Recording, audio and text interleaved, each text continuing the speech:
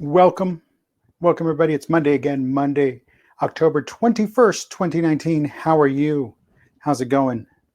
How is life? How was your weekend? Hopefully, it was better than the idiot I'm about to talk about. But again, I do hope it was better. And if it wasn't, well, we'll talk about that here in just a minute. So, like the title says, the NFL and domestic assault again. And no, I'm not talking about that idiot from Dallas. No, he's going to get his. It's just a matter of time. It's not a matter of if, it's a matter of when. Because again, people like that, well, that ego.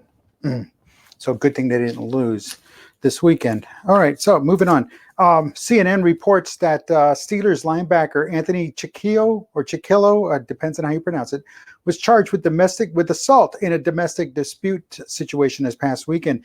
Chiquillo, 26, was arrested and charged by Pennsylvania State Police on Sunday at 1:40 in the morning. That's when they were called out.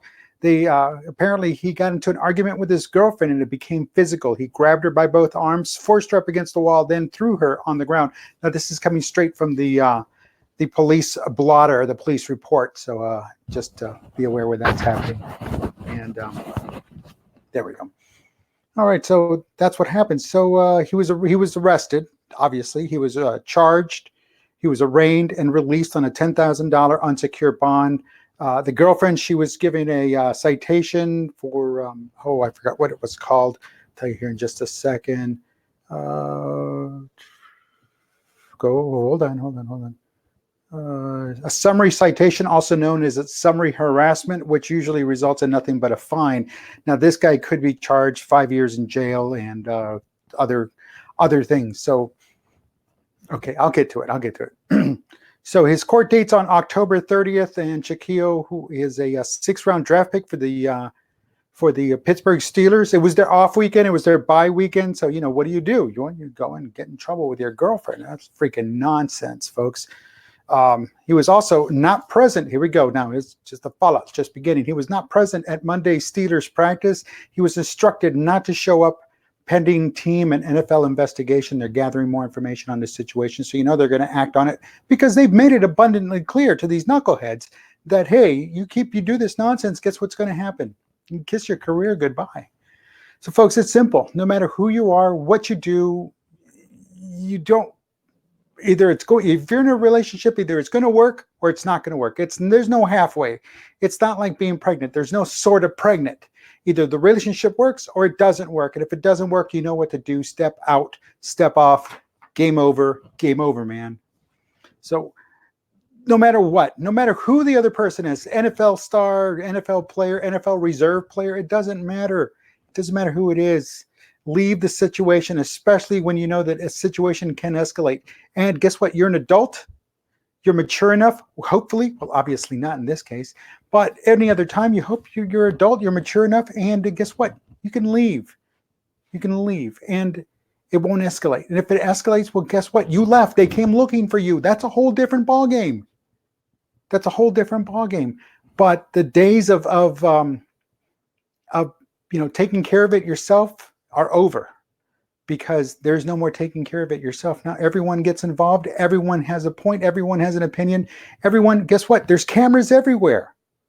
There's people everywhere. There's stories to be told, and there's people looking for stories. So guess what? They're going to find out. So you can't hide it anymore. So guess what? Step up. Get out there. Because again, the only way to handle it is to step away. If they come looking for it, well, then it's a whole different ballgame. But again, you took the initiative, you stepped away, you walked away from the situation that could inevitably end up, well, putting people into trouble, getting people arrested, fines, court dates, losing their jobs. And that's freaking nonsense. That really, truly, this is 2019. If in these idiots' heads, and I call them idiots because, again, they don't get it. But again, this is to anyone on any side of that domestic. It doesn't matter who you are, because it happens. It happens on both sides. One will, the wife will, the husband will, and so on and so on. It happens, and it's frustrating, but it's 2019. And if you can't have an honest, real relationship with your spouse, then you really shouldn't bother. If you're not sharing and communicating with your spouse, you shouldn't bother. If you are not ready to handle a situation with your spouse, then don't bother. Don't bother being around those people. And again, there's going to be some that are just going to instigate it and push and push and push until you have to finally put your foot down and say, you know what, enough's enough. So what it is here is the leadership part of this is not putting yourself or anyone else in a situation that could get yourself arrested, could get yourself in trouble, folks.